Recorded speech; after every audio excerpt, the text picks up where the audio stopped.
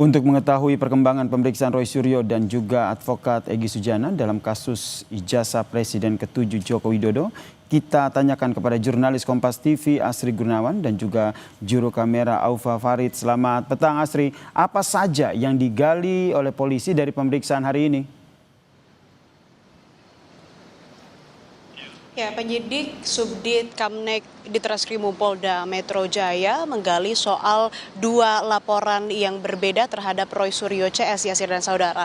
Laporan pertama adalah yang dilayangkan oleh Joko Widodo terkait dengan dugaan fitnah dan pencemaran nama baik menggunakan media elektronik. Adapun pasal yang disangkakan adalah pasal 310 KUHP dan atau pasal 311 KUHP dan atau pasal 305 junto pasal 51 ayat 1 Undang-Undang Informasi Transaksi Elektronik.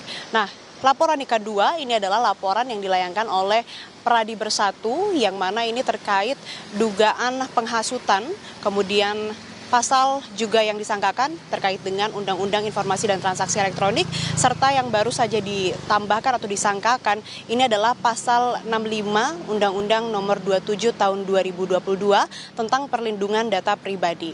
Memang Roy Suryo tidak merinci pertanyaan apa saja yang dilontarkan oleh penyidik kepada pihaknya, kepada Roy Suryo dan juga pihak-pihak yang dipanggil dimintai klarifikasi, tapi ia mengaku dihujani 85 pertanyaan mulai diperiksa sejak pukul sekitar 10 pagi begitu hingga pukul 3 sore, dan ia menyebutkan juga dari pihaknya sudah memenuhi panggilan dari Polda Metro Jaya, penyidik Polda Metro Jaya, tapi juga tadi ia mengatakan bahwa ia menggunakan haknya untuk keberatan menjawab begitu. Tapi dengan catatan ia sudah memenuhi panggilan tersebut. Dan selain dari Roy Suryo yang diperiksa hari ini di Polda Metro Jaya, ada juga 5 orang lain, yakni Egy Sujana, Rismon Sianipar, Rizal Fadilah, Kurniatri Royani, dan juga Rustam Effendi. Sebetulnya ada satu lagi, Tifauzia, yang harusnya diperiksa juga hari ini, tapi berhalangan. Dan tadi yang terakhir kali diperiksa adalah Rismon Sianipar, dan ia menyatakan juga bahwa memang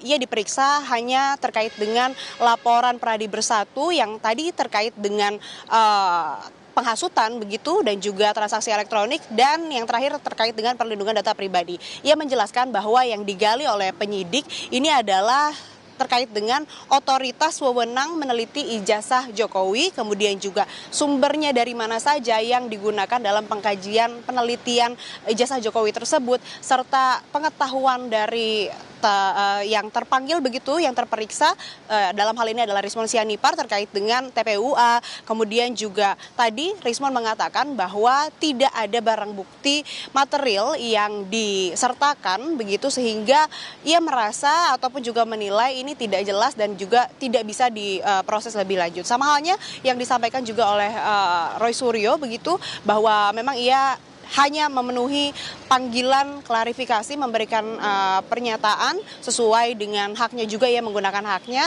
Tapi tadi yang ditekankan juga sama seperti Rismon, Roy Suryo mengatakan bahwa ada pasal-pasal yang tidak terpenuhi atau unsur yang tidak terpenuhi. Di antaranya adalah harus ada yang terhasut, kemudian harus ada yang dihasut, dan juga apa dampak dari penghasutan tersebut. Karena menurut Roy Suryo, penilaiannya ini tidak ada dampaknya atau keonaran yang terjadi atas dugaan ataupun juga tuduhan yang disangkakan kepada Roy Suryo CS. Dan dari pihak Roy Suryo sendiri yang memang sudah melaporkan terkait dengan dugaan ijazah palsu Jokowi ke Bareskrim Polri, ini besok lusa begitu tanggal 9 hari Rabu ini akan diadakan gelar perkara khusus di Bareskrim Mabes Polri. Sementara demikian, Yasir, kembali ke Anda. Terima kasih jurnalis Kompas TV Asri Gunawan atas informasinya dari Polda Metro Jaya.